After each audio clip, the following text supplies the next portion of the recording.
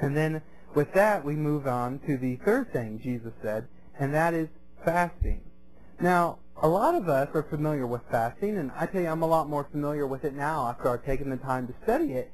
But the basic thing that I knew about fasting was it means it's something I should do, and it means I don't get to eat.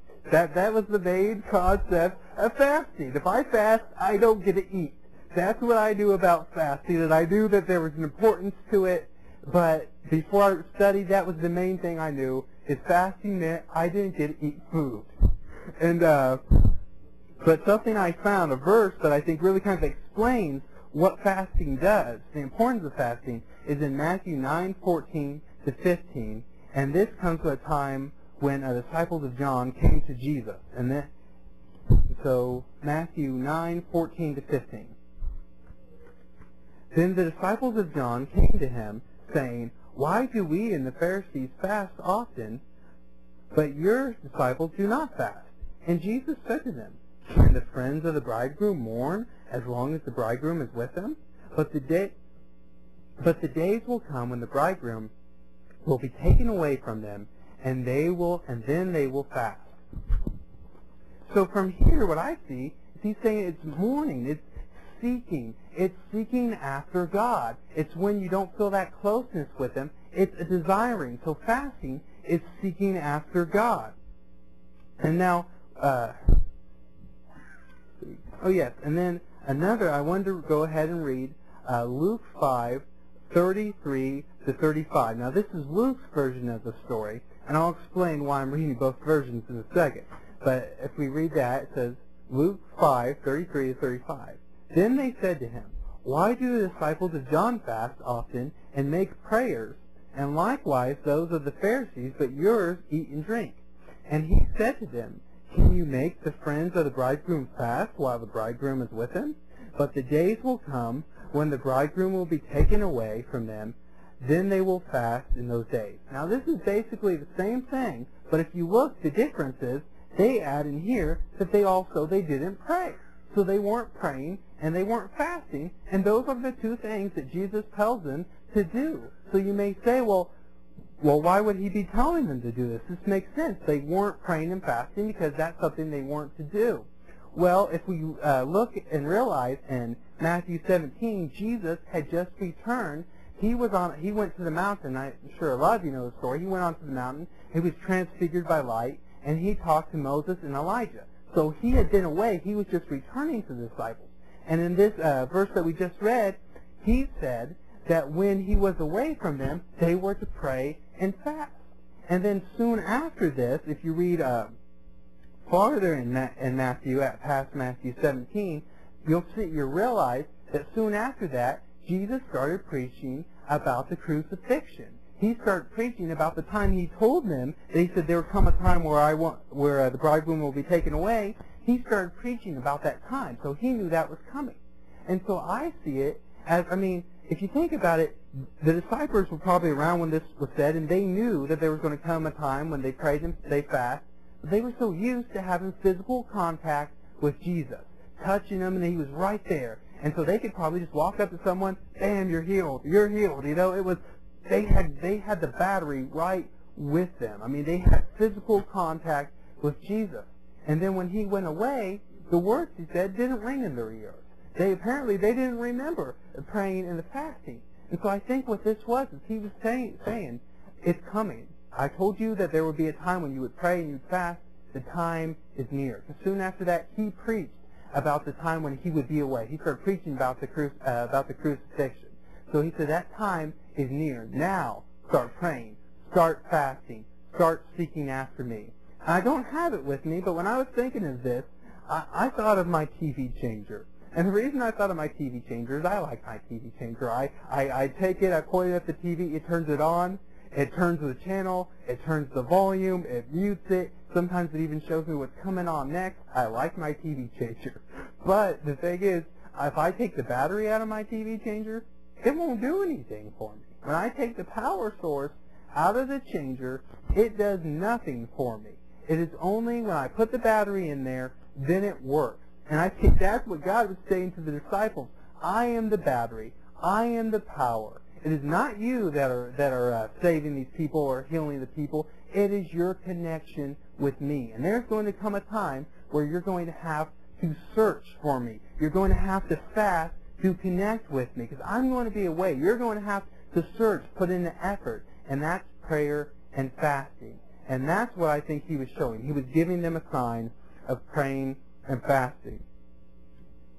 Now if we move on in fasting, another thing is, so you realize that Jesus is saying that fasting is seeking after him. You may wonder, well, how is that seeking? Because we know that fasting cleanses your body. And what I've realized, and as I've searched fasting, not only Christians fast. There are health people that are into health.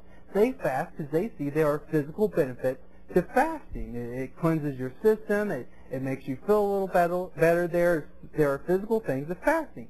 So then I thought, well, if this is something that anyone can do, if they can fast and they can receive these results, then there's got to be something more. If this is seeking after God, if this is an actual seeking him, there must be something more to fasting, something more than just not eating. And then that's when God gave me this verse. If I get to it, see. Okay, here it is. Yes, Isaiah 58, 1-9. Isaiah 58, 1-9.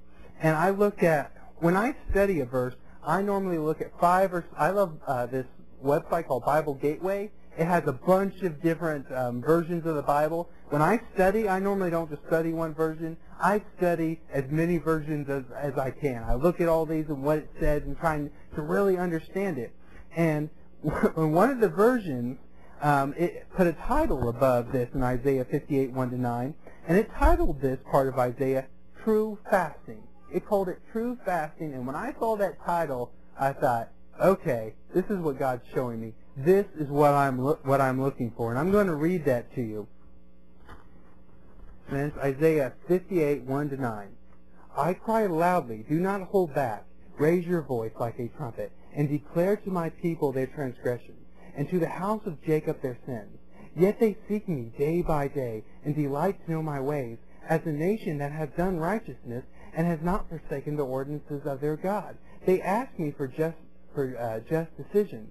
They delight in the nearness of God. Why have we fasted, and you do not see?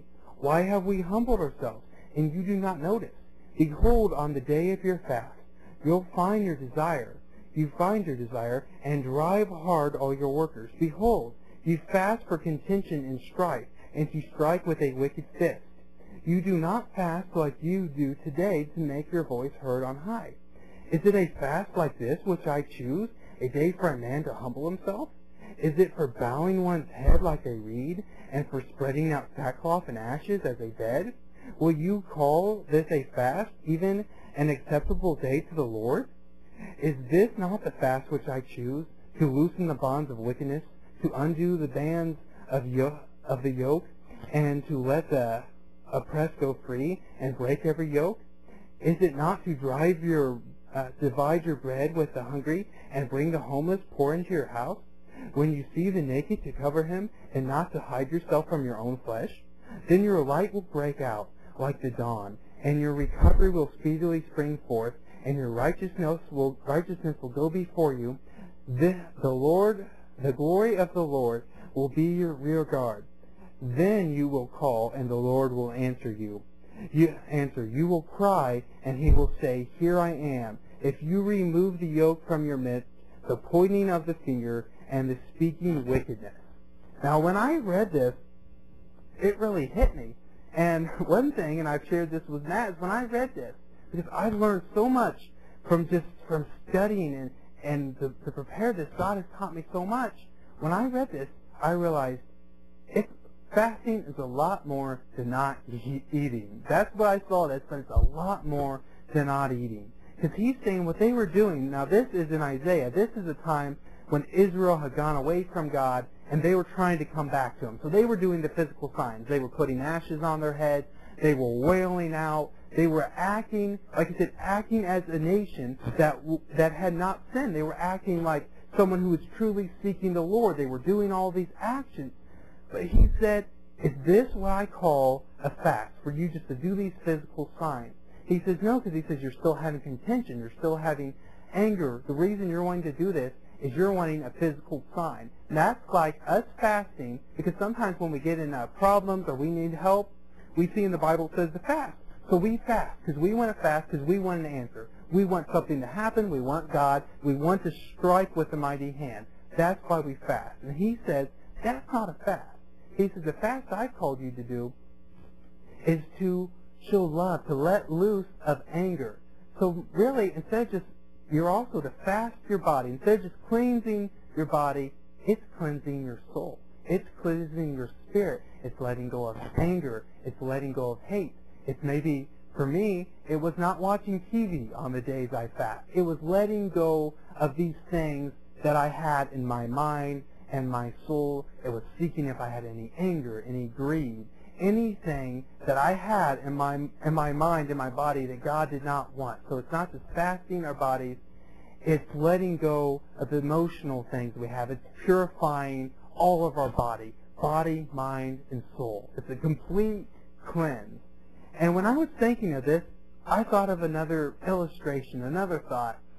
Now, as you know, as most of you know, I teach Sunday school, and I teach a lot of Bible studies to younger kids. And a lot of times when if you've ever taught younger kids, you realize this. When you're sitting at a table, you can see a look in the eye of a child. You know, they're not paying attention. You can tell that they're sitting there, but they're not getting what you say. And when I see that, a lot of times I'll walk up to the kid and I'll say, "Are you listening to me?" And I tell you, some of the times you'll get an honest answer. I've been shocked. Sometimes I get an honest answer. No, I'm not.